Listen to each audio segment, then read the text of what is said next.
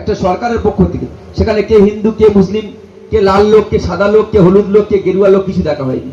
সমস্ত ধর্মের, সমস্ত সম্প্রদায়ের, সমস্ত বর্ণের মানুষ সেখানে সহযোগিতা নিতে পারছেন। আজকের দিনেও তাই একইভাবে যে পূজা কমিটিগুলিকে অনুদান বা সহযোগিতা করার জন্য মাননীয় মুখ্যমন্ত্রী মমতা বন্দ্যোপাধ্যায় প্রচেষ্টা নিয়ে করে আসছেন, অনেক অবজ্ঞা সহিত হয়েছে। আপনারা জানেন এবছরে 2025 দুর্গোৎসবের অনুদান দেওয়াকে কেন্দ্র করে এবছরে হাইকোর্টে তিনটে মামলা হয়েছে। আপনারা সবাই অবগত আছেন, পেপার টিভিতে আপনারা দেখেছেন।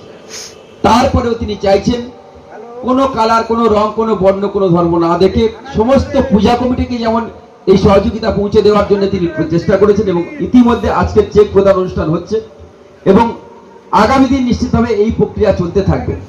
পশ্চিমবঙ্গ সরকার সার্বজনীন সরকার, সকলের জন্য, সমস্ত ধর্মের, সমস্ত বর্ণের, সমস্ত কালারের।